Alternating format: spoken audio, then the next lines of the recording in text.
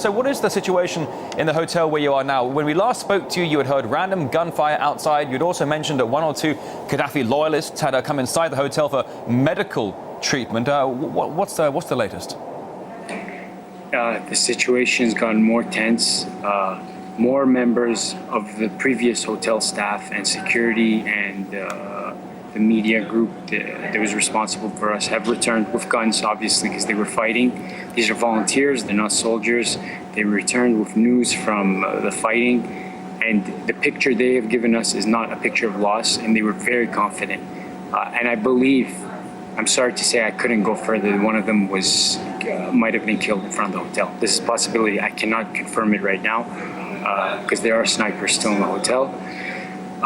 We've been given messages by CNN, for example, not to mention Al-Qaeda or anything like that, because we would get killed. This was a veiled threat in my eyes. It's unacceptable. It's censorship. And this is not acceptable threat. It certainly seems like an increasingly tense atmosphere where you are there. But when you're talking about the latest violence, is that around the hotel where you are, or is that in other parts of the city, or are you hearing violence from other parts of the city as well? No, but after the news came of the conflict in what the Western media, the U.S., CNN, and them were saying, the CNN journalists picked up, and I believe they contacted NATO and the rebels, and the ones that are actually security guards, that's what they really are. I've said we have to take action soon now. They have their own extraction plans, and I believe that my life and the life of other journalists who are not reporting within the framework of this consensus, our lives are in danger. They're very unhappy with us. We're getting very bad looks, and if anything happens to us, I would. If anything happens to us, I would blame. They would have a hand in it, definitely. When they're threatening us, they threaten British nationals, French nationals. This is not acceptable. You know. Just because we are not going with the NATO coverage of the news, we're not going by what NATO is presenting. NATO is not winning. I think they're going to try to say there's a bloodbath and intervene militarily here with their responsibility to protect, which I never saw in Bahrain or Saudi Arabia.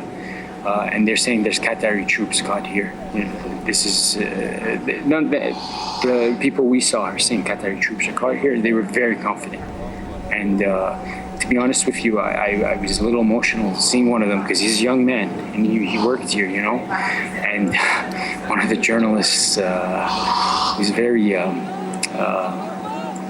untasteful about it. Very rude comments. All right, now when you talk about feeling threatened where you are, forgive me if interrupting here, but you're talking about feeling threatened. You're feeling threatened by the rebel forces who have taken control of certain areas, or is it also the loyalists? No, not the loyalists. We feel threatened by the rebels and by some of the journalists in here. I'll tell you right now, some of the journalists in here, we feel threatened by them because they're not real journalists. They're not real journalists at all. Well, do you have a safe house? Do you have a safe room with mattresses padding up the walls? I mean, where can you seek shelter if you know if you need? The Russian embassy said they welcome us, but we can't get there because there's fighting in front of them. The Cuban embassy, do you hear the fighting? It started, like it's getting very loud.